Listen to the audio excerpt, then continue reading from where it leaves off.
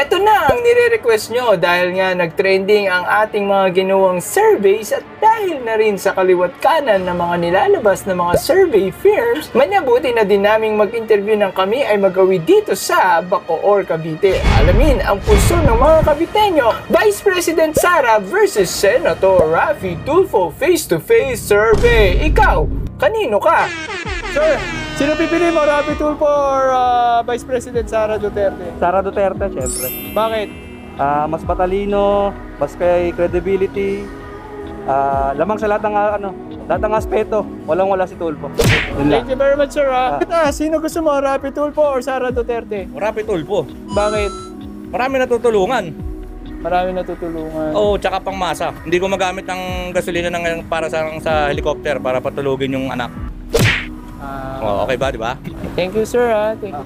Kaya, storboyin lang kita. Raffy Tulfo or Sara Duterte? Sara Duterte. Bakit? Siyempre, Vice President na yun. Kaya magaling si Sara kaysa kay Raffy Tulfo. Abogado yun eh. Maganda. Thank you very much. Taga saan kayo, kuya? Taga dito kami, Molino, Bacoor. Molinos. Kaya, sino pipili mo? Tulfo or Sara Duterte? Puro na, for president? Sa 2028, no? Oo, pwede. Tulfo. Tulfo, bakit? Marami siya natutulungan na mahirap. Bagay, no? Oo. Nanonood ka ba ng programa niya? Hindi naman masyado, madalas. Pinsan lang. Teka, kung papipiliin ka, Sara Duterte or Raffy Tulfo? Sara po. Sara Duterte, bakit? Marami na rin po siya nagawa eh. Okay, thank you very much. Thank you. Kaya, tanungin lang kita, Sara Duterte or Raffy Tulfo? Raffy Tulfo. Bakit? Kasi idol ko yun. Mas magaling yun si Raffy Tulfo. Sino pipiliin mo, Sara Duterte or Raffy Tulfo? Raffy Tulfo. Bakit? Kasi marami nang tutulungan na. Marami natutulungan. Kaya, tatanungin lang kita, Sara Duterte or Raffy Tulfo? Raffy Tulfo, siyempre. Idol ko yan. Lagi ka ba nanonood ng programa ni Tulfo? Siyempre naman. Sino pipiliin mo, Raffy Tulfo or Sara Duterte? Siyempre, Sara Duterte. Bakit? Idol ko yan. Ano bang katangian ang nagustuhan mo sa kanya? Maganda, matulungin. Hindi, sino pipiliin mo, Sara Duterte or Raffy Tulfo? Ano po? Raffy Tulfo. Bakit? Kasi po madami na po siyang natulungan po, like mga nabiktima po ng abuso, then madami na po siya nagawang projects po para po sa Pilipinas. Botante ka na ba, te? Hindi pa po. Di bali sa 2028 sigurado, botante ka na, no? Opo. Kaya, tanungin lang kita, Raffy Tulfo o Sara Duterte? Raffy Tulfo.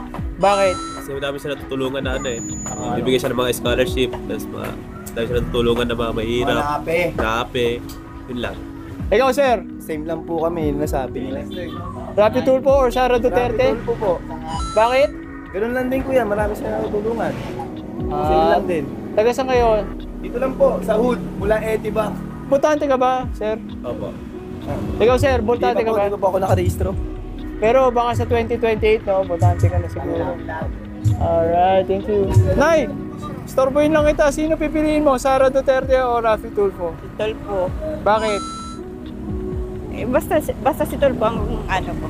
Preference mo? Okay, thank you, te. Storboyin kita. Sino pipiliin mo? Raffy Tulfo or Vice President Sara Duterte? Raffy Tulfo. Bakit? Si Raffy Tulfo kasi magaling. Magaling. Magaling siya mag-judge. Tsaka marami siya natutulungan. Tanungin kita, Raffy Tulfo versus Sara Duterte, sino pipiliin mo? Sara ko. Sara Duterte, bakit? Yun ang sa ko lang. Preference mo? Oo.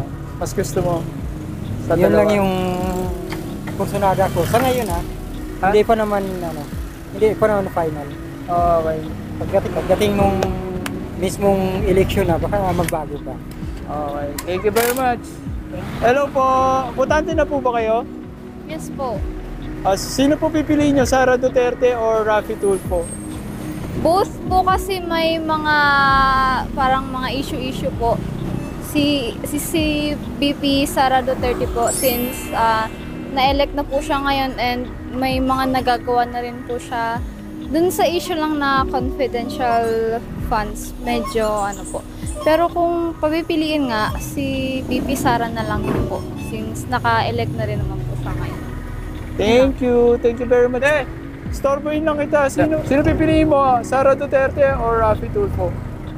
Raffy Tulfo. Bakit? Kasi marami na siyang nalulutas na mga problema. Gaya ng mga away ng mga problema ng mga tao na nalulutas nila. Sa programa niya, Oo, no? sa programa. Bagay. Thank you, Tia. Putante ka na ba? Hindi po. Sa 2028, tingin mo, putante ka na nun? Opo. Sir, pwede kita ma-interview? Ano lang, Sara Duterte versus Raffy Tulfo, sino pipiliin mo? Kunwari, tatakbo sa 2028, sino pipiliin? Tulpo sa akin, tulpo. Tulfo? Bakit? Wala, marami na siyang natulungan eh. Sige po, yun lang Thank po. you very much. Sir, Tulfo versus Sara Duterte, sino Tulfo pipiliin mo? po. Bakit? Mas marami siyang knowledge kaysa kay Sara. Para sa akin. Mas more experience kasi siya. Thank you. Thank you. Te, tanongin na kita, Sara Duterte or Raffy Tulfo? Raffy Tulfo po. Bakit? Bakit po si Raffy Tulfo napili niyo? Kasi po nakakatulong siya sa mga tao. Tsaka mabuti po siyang impluwensya sa buong mundo. Kasi si Sara Duterte po parang magkaiba po sila ng ugali po. Mas maganda po si Raffy Tulfo ang maging presidente ng Pilipinas kasi mabuti po siyang tao. Yun lang po. Sir, botante po ba kayo? Di po eh. Hindi. Pero tingin mo sa 2028, botante ka na? Opo. Okay, Raffy Tulfo or Sara Duterte?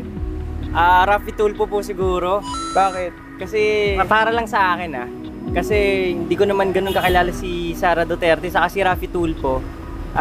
Syempre, mas binobroadcast yung mga nagawa niya kasi syempre mas para sa akin kasi mas madinig yung mga nagawa niya kasi nasa YouTube ako, syempre lagi ako nasa YouTube ganyan. Kaya mas alam ko na mas marami siyang nagawa kaysa kay Sara Duterte.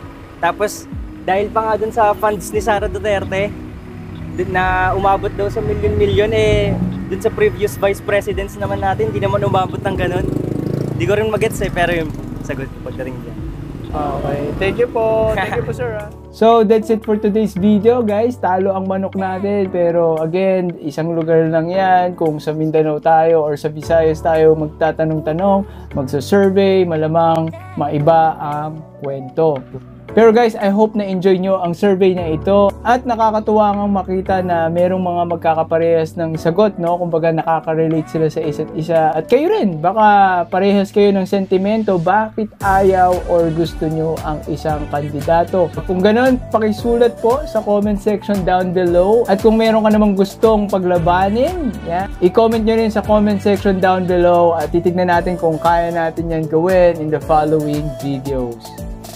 For more videos like this, sa ibang lugar naman po kami magtatanong-tanong. Make sure nyo lang na nakasubscribe kayo kung sa YouTube and nakafollow naman kung sa Facebook nyo ito napapanood. Alright guys, that's it for now. Let's do this again. Let's go! Hanggang sa muli sa mga susunod nating videos. Let's do this again! Let's go!